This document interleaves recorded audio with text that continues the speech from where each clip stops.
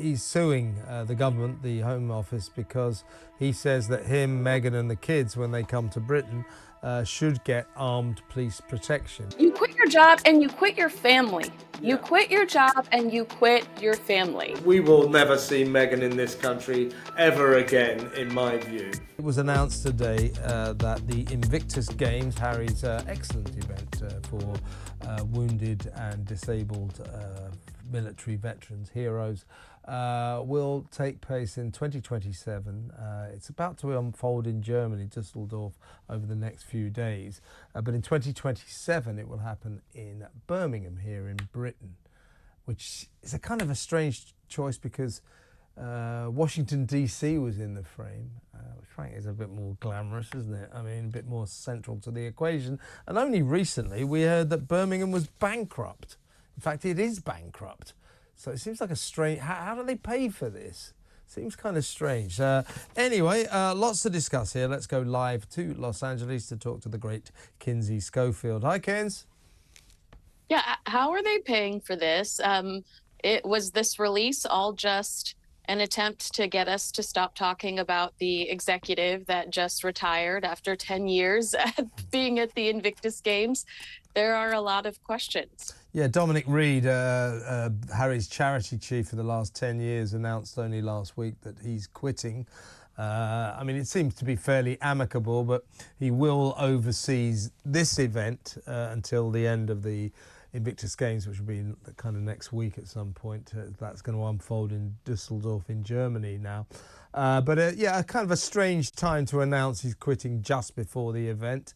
And as I just said, Kinsey, Birmingham only recently announced it was bankrupt. So I'm not sure how Birmingham's going to pay for this event for a kickoff. But I think the real interest is it being in Britain. Maybe we'll get to why they've chosen Birmingham over Washington, D.C. in a minute. But it will be in Britain. And I predict, and I'm not the first to do so, that Harry will obviously attend, but I bet you Meghan does not. I don't think Meghan will ever set foot in this country again. I mean, I think that that's fair to say. We've seen that she has no desire to. The last time she was traveling with Prince Harry, there was a stop in London, but she didn't get, I think that she might have been papped vaguely outside of the airplane, but otherwise she was not going to touch down. She did not want her feet to touch the ground. She very much dislikes the UK because she feels like the UK dislikes her. And I agree with you. I think it's odd that they chose this venue when Invictus has become, over the last few years, something that Harry and Meghan do so much together. Meghan Markle is very much by his side. All of their Christmas card was actually a picture of them in the audience at Invictus Games. So she has very much taken this on as one of her own initiatives as well. It will be odd for her not to show up if she chooses not to. And as we've discussed in the past so many times, Prince Harry has a bone to pick when it comes to his security. He is trying to make a statement. I don't see him breaking down anytime soon and not continuing to push his agenda for better security. Absolutely. And yes, he will bang his security drum. As we keep saying, he's continuing to, in my view, and a lot of other people's view, waste money, hundreds of thousands of pounds, millions of dollars on this legal case against the British Home Office, the equivalent of the kind of Home Security Department in America. He's suing the government, the Home Office, because he says that him, Meghan and the kids, when they come to Britain, should get armed police protection. It has been decided by the authorities, by the police and by the British courts that since they gave up their frontline royal duties, Harry and Meghan and their family are no longer entitled to armed police protection. He can hire his own security if he wants, but they can't be armed, and he cannot hire the British police. But he will continue this. He's like a dog with a bone. He won't give it up. So I suspect that maybe down the line, Harry is thinking, well, I can make a thing of this. I'm coming to Britain with the Invictus Games and you won't protect me. You don't care about my family's safety. So I suspect that that drum will continue to be beaten.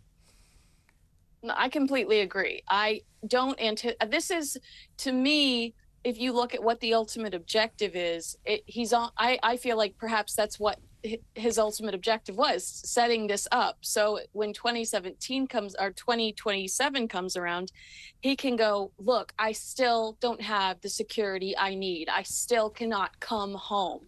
I mean, maybe he is smart enough to play the long game, but I'm highly suspicious over the fact that they chose this venue when Prince Harry openly tells us that he does not feel safe in this country.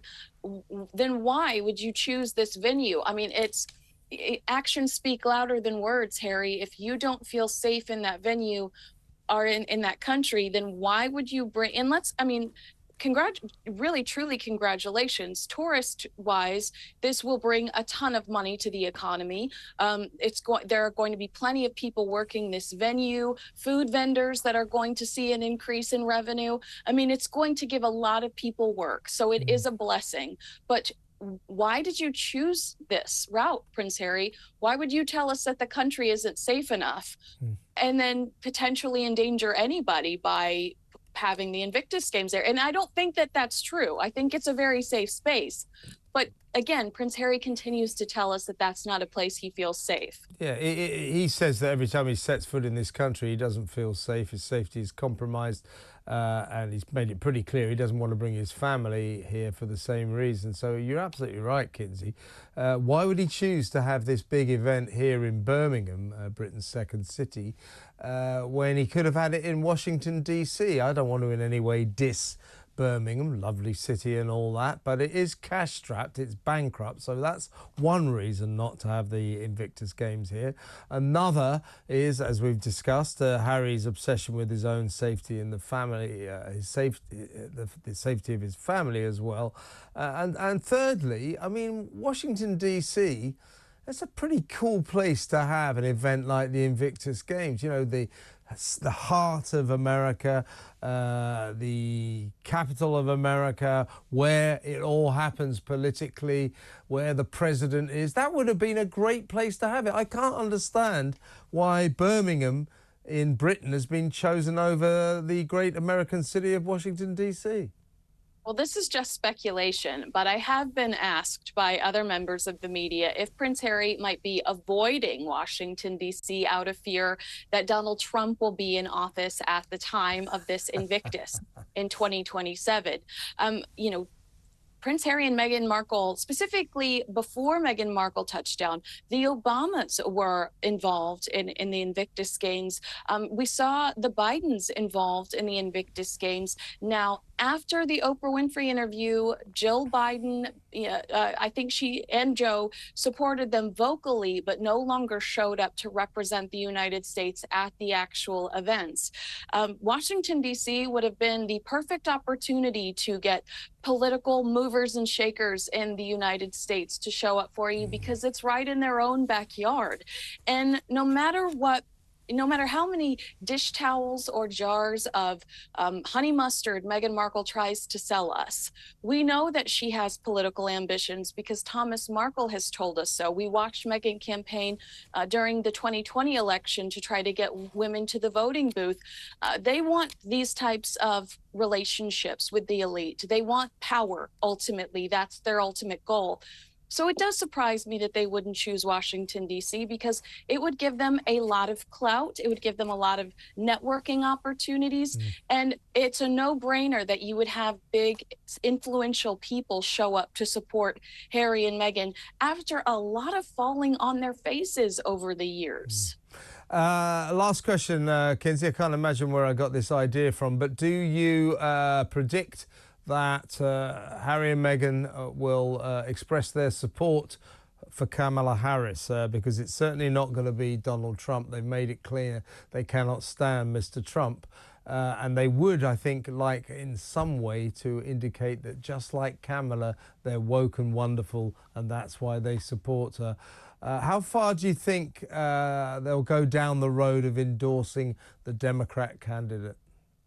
I think that it will be subtle, but it will be intentional. And I do believe Meghan Markle wants an end. She wants an end to the Democratic Party. She needs to get her toe in the door, and I think she will endorse Kamala, because then Kamala will owe her a favor, and then Meghan will get, you scratch my back, I'll scratch yours, and Meghan's dreams come true of being an influential and powerful woman. A publicist can only get you so far in so many trophies, but politics gives you power, and I think ultimately that's where Meghan Markle's, aside from a lot of dough in the bank, I think those are her ultimate objectives. What do you think Balmoral will be like this summer? Because it's going to be rare downtime. Because, I mean, I know we've said over the last few months, Catherine's taking a break, the king is still ill and working. But the reality is we have seen so much of this family. It's been a blessing, but we have seen so much of this family over the last few months. Even when they scaled back for the election, we still got plenty of them because of sporting events, and it was just wild to see so much of them. So will Balmoral really be an escape? On top of them being very busy lately, they've dealt with a lot of heartache over the last year. I mean, this has been a tough time physically for both the King and Princess of Wales. Do you think this is going to be a real holiday to remember? Is it going to be a love fest? Well, I think, Balmoral is a really important part of the royal calendar. I mean, the late Queen used to, go up as soon as she'd finished Scottish Week and carried out the last of her engagements, and then she'd go up to Balmoral and she'd stay up there actually until October. Now, Charles has changed things. He gets back in September. He's sort of, as soon as the schools are back, he's really back at work. I think it's going to be an important family holiday. As you say, Kinsey, it's been an incredibly turbulent and difficult few months for them. 2 shocking cancer diagnoses within weeks of each other. It's an awful lot for the family to get their heads around. And as you also point out, despite all of this, we've seen them being very, very visible. We've seen them at all the high-profile events that we want to see them at, from Trooping to Ascot to Wimbledon, which we didn't expect. So I think that's been very pleasantly surprising. It's been reassuring, but I think there is a sense that they also need this time out of the spotlight, and Balmoral provides a wonderful retreat for them. The late Queen started this tradition of having all of her grandchildren and her great-grandchildren up there for a long weekend, which she absolutely loved. And I think the King has continued this tradition. So we're expecting that the Waleses will go up there for a long weekend. It usually takes place at the end of August. I think we'll see Zara and Mike, the Tyndall family, going up there.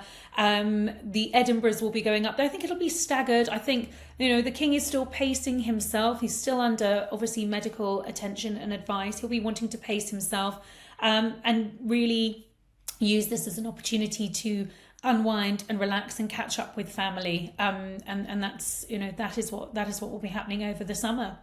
I think it's very unlikely that we'll see the Sussexes going to Balmoral. I don't think that's on the cards. I'm not even sure if there's been an invitation extended to the Sussexes to go to Suffolk, but they seem to be pretty busy over in America, Kinsey. Oh my goodness. Yeah, I have to tell you about this new piece in Newsweek. And they're talking about how an election endorsement from Meghan Markle and Prince Harry could actually influence more than 40% of Americans. I mean, it's kind of that sentence right there makes it sound like, I think your first instinct is that 40% of Americans would agree or disagree with Prince Harry or Meghan Markle, but it actually breaks down almost evenly. 21% said they would be more likely to vote for a candidate endorsed by the Sussexes compared to 20% who said that they would be less likely. The others really had no opinion about it. But these are 2 people that we know politics are on their mind. We know that they are heavily invested in this news cycle. In 2020, Meghan spoke on the importance of women casting their ballots for a virtual When All Women Vote couch party. I don't know if you remember this, but there were multiple big-wig Democrats involved in this. I believe it was Hillary Clinton, Stacey Abrams, Kamala Harris, just a lot of familiar faces when it came to the Democratic Party at the time. She spoke on the importance of women using their voice, the high stakes of the election, which I'd say she probably thinks this election is just as high stakes, and honoring those who came before us and who will come after us when we head to the voting booths. We know that Meghan has been vocal of her criticism of Donald Trump, though at one point she actually befriended his daughter Ivanka, that she talked about her on the TIG very lovingly.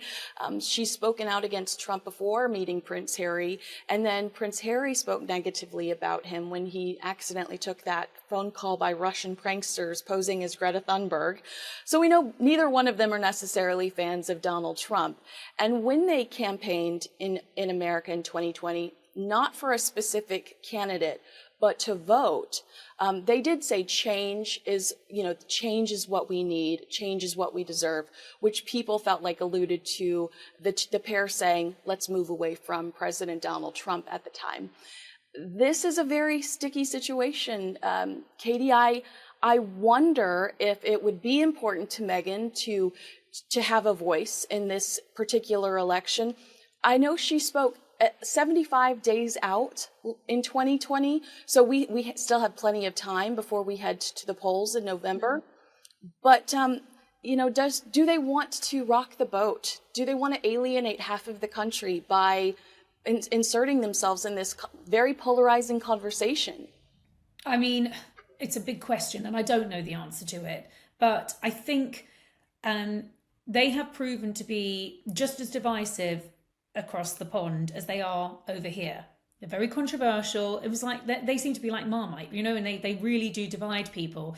So I think that anyone that's advising them will probably be advising them to not get involved. I mean, there's nothing wrong with going and saying use your vote. And I think, it's very likely that we will hear Meghan saying that, particularly to encourage women to go and vote. As you say, she is very political. I mean, she harboured political ambitions of her own at one point in her lifetime.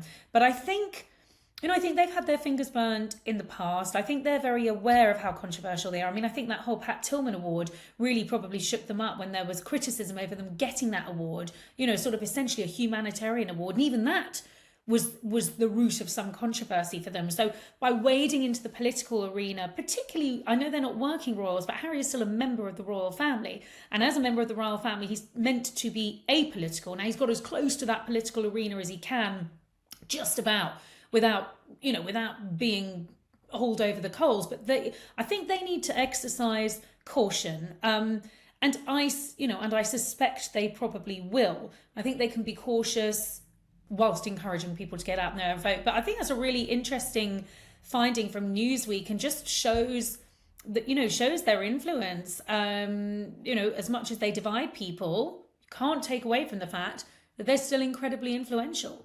Yeah, no, I think you're right. And it's almost as if she intentionally, because that's a true passion, has always kind of had a leg in this world. And so, of course, that people are going to be influenced by her if they have heard her openly communicate about something like this over the last few years. It's not a shock factor like, oh, you can't do that. I mean, she was openly discussing politics, sitting down with Larry King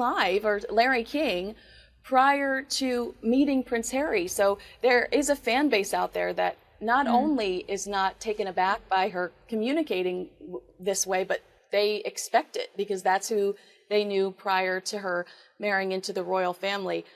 There is another story that's been on my radar over the last week, and it is the idea that Prince Harry owns the right to spare his book. As you know, he owns the right to not only the book, but perhaps the movie potential. Could somebody turn this into a movie? There was a lot of talk about this at the time that the book blew up. Who's going to get the movie rights? Is this going to be a made-for-TV movie? Is it going to be HBO? Does it automatically go to Netflix? The potential was endless.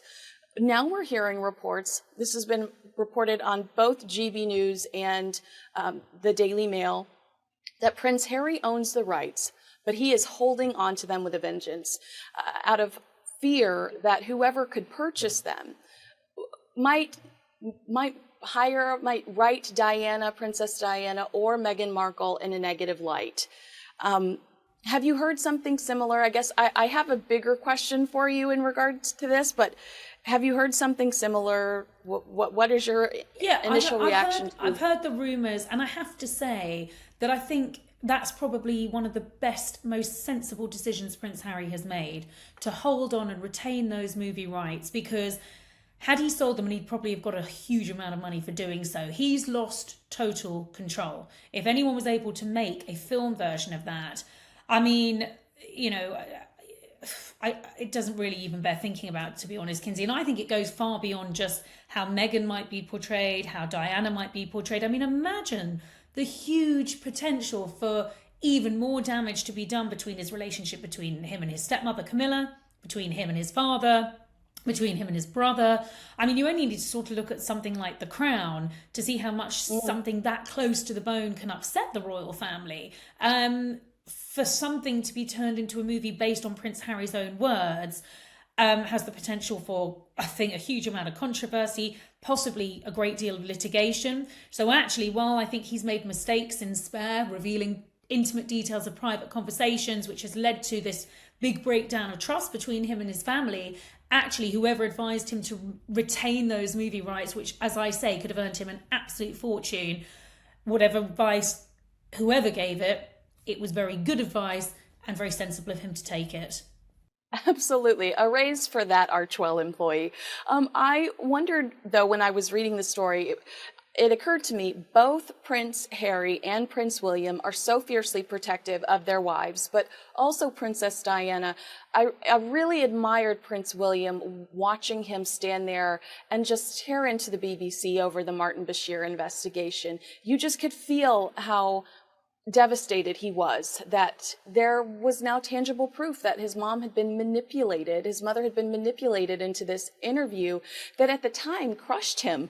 You know, it crushed him to have to sit there and have classmates discussing this, and to have the world discussing this very revealing interview that she had done with Martin Bashir.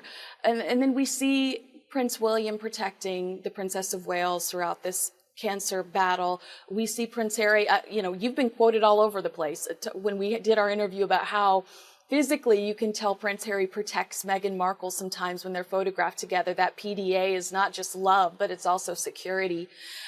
Where did these boys learn this? Do you think that this is something they taught each other? Because in the book Spare, if you read Diana, Her True Story, you hear a message that Diana was all alone and that she didn't have anybody to protect her. So do you think that this is a characteristic that these two brothers developed together out of seeing that lack of protection for their mother? Yes, I mean, I think, you know, William was obviously far more aware of it than Harry was because of the age difference between them. But, you know, they grew up, you know, seeing their mother hounded by the paparazzi, losing their mother in terribly tragic circumstances, you know, and I suppose as they got older, understanding that more and knowing that when it came to their own wives, they wanted to be able to protect them in a way that they obviously felt their mother hadn't been protected. And, you know, we've seen that with William. He's written various pretty strong letters to editors over the years, particularly thinking about his courtship with, as she then was, Kate Middleton, making it very clear that he wasn't going to tolerate any sort of intrusion when she was photographed topless, and those pictures appeared on the cover of Closer magazine in France. You know, he took serious legal action, won a massive payout, and, you know, donated all the money to charity. I mean, that sort of protective instinct kicked in right from the start, and if anyone crosses the line now, you know, William will be just as ferocious in litigation, and understandably so. We've seen it with Harry over the years with his girlfriends, but I think particularly with Meghan Markle, as she then was before she got married, particularly at that start of the relationship when there was just fevered interest, you know, it just was out of all sense of proportion. And I think this is these men wanting to protect their, at the time, girlfriends and then now wives. And I think it's that same protective instinct that kicks in with their children. And I think you're right. I think it's down to what they saw their mother experience, but also down to what they experienced as children. You know, when everything from their, you know, losing their first tooth to taking their first steps to whatever it might have been, was chronicled in the media, and this sort of omnipresent lens on their lives. We talk about that goldfish bowl of royalty. That's why William left Kensington Palace, to get away from that. It's why Harry left the country, to escape that. It's a gilded cage, really. It's not an easy lifestyle to be within, and I think that protective instinct comes from both growing up in that goldfish bowl of royalty and seeing what happened to their mother. Last Wednesday, when poor Steve Martin was uploading pixelated images to a photo sharing app to celebrate lots of Emmy nominations for The Only Murders in the Building, Prince Harry and Meghan Markle must have stared longingly at Harry's Pat Tillman trophy, wondering where it all went wrong. This year, David and Victoria Beckham's Netflix docuseries snagged 5 different nominations. Beckham was nominated for Outstanding Documentary Series, Cinematography, Picture Editing, Music Composition, and Directing. By contrast, Heart of Invictus received none. Oh, none. But remember that time Live to Lead got 0? I'm sorry, 0. Well, that's okay, because Harry and Meghan got, it gave a lot of people a headache. Maybe the Emmys are the one award show that you can't buy or bully your way into, allegedly, for legal reasons. Don't worry, Harry. I'm sure your polo show is a horseshoe-in for another shiny piece of plastic for your Montecito mantle. Actually, some commentators are questioning whether their continuous Emmy snubs might jeopardize their future relationship with Netflix. Hollywood is a notoriously small town, and perhaps their behavior towards past producers and production companies has circulated amongst members of the ATAS nomination and voting group. Are you surprised that Harry and Meghan haven't scored any Emmy nominations? Let me know in the comments below. Before we move on, I want to talk to you quickly about President Trump, because the one thing that I feel like could be keeping Harry and Meghan silent throughout this campaign season is that President Trump did threaten to deport him. So maybe they don't want to push his buttons. Could they potentially stay quiet throughout this process? Because Donald Trump has said, if I find out that you were given any special privileges, I'm going to reverse course. I'll tell you what I like, what British people like about Donald Trump. You'll hear a lot from the usual woke brigade. Oh, we hate Donald Trump. He's so awful. He's a racist. He's a sexist.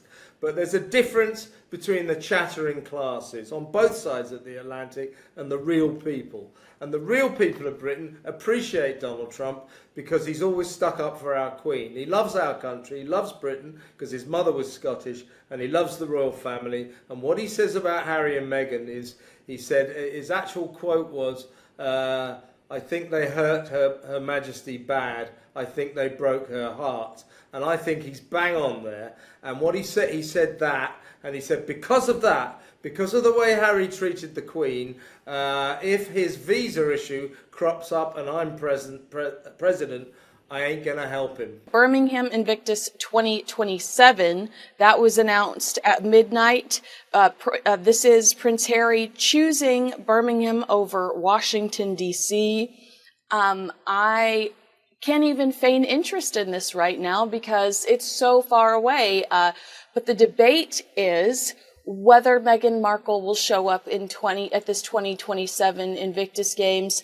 I don't even know if they're still going to be married. So really, what are we doing here? Yeah, well, I don't think she will, and I think this is very strange. All of this, I think it would have been a great move for the Invictus Games, to take place in Washington D.C. But for some reason, he's decided to come back to Britain, and she won't come. She won't come for 2 reasons. Because he will still be bleating on about the security risks to his family. He's still wasting, millions of dollars. It's over £1 million, and he's still spending the money on this fatuous, pointless lawsuit against Britain's Home Office, the Home Security Department, in American terms, because when he comes to Britain, or when his family come to Britain, or Meghan and him, they are no longer entitled to armed police protection. So cops with guns they don't get. He's furious. I mean, this is an old story. He's been pursuing this now for a couple of years.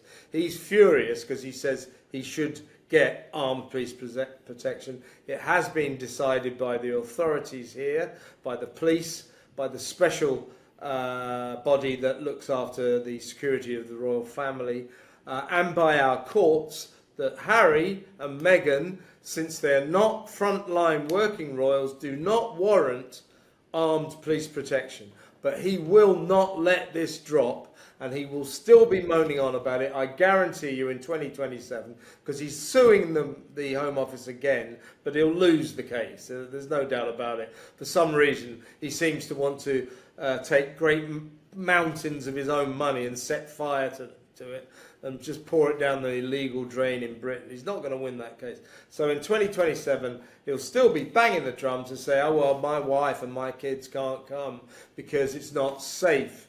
It's not safe. So that story will still be trundling on. And you have to wonder why he's chosen Birmingham over Washington, D.C. Maybe because he wants to make this point again. I think you're right. It's like he weaponizes this idea to hurt his family PR-wise, to say, oh, my children aren't even safe in my father's country. And it's just kind of like, Harry, he would ensure that you were safe, but because you're so ridiculous and over the top about everything, people hesitate to help you and to do nice things for you. Because you're just, and then I accidentally said earlier today, because I was kind of caught off guard with the question, I was like, I don't think she's been there since the Queen's funeral, but that's not right. She's been there twice. She just refused to get off the plane on their way to, on their way to, where were they headed? She was on her way to Germany, wasn't she? I do believe, to Dusseldorf. Yeah, and they just pre Invictus Games events, I think that she just got stuck on a plane that went via London. But will she ever step out of an airport here again? I say no. And, Harry will say, well, it's because of the safety aspects. From her point of view, it's not that. The reason that Meghan doesn't want to come to Britain is that she knows that everybody here hates her now. They really don't like her. A recent poll revealed that those who are even prepared to give her the time of day, even prepared to ever think about her in this country, 18%, 1/8. What is that? 82% couldn't give a damn about her anymore. She knows she's not liked. She doesn't like the Brits, and we don't like her. And she loves to be loved, so she ain't coming back here because she knows she'll get booed. She'll get booed by the crowds. So a mixture, a kind of toxic cocktail of Harry's insane obsession about the safety of his family, which, by the way, isn't really about the safety of his family. It's about his status. He wants the same status as the rest of the royal family. They get armed police protection. Why shouldn't he? Because you don't do any work. That's why. Yeah, you have to work. You quit your job. You quit your job and you quit your family. Yeah. You quit your job and you quit your family. Exactly right. So it's a toxic mixture of that and Meghan's surefire knowledge that everybody in Britain doesn't like her, and if she comes here, she'll get booed. Those two factors put together means we will never see Meghan in this country ever again, in my view.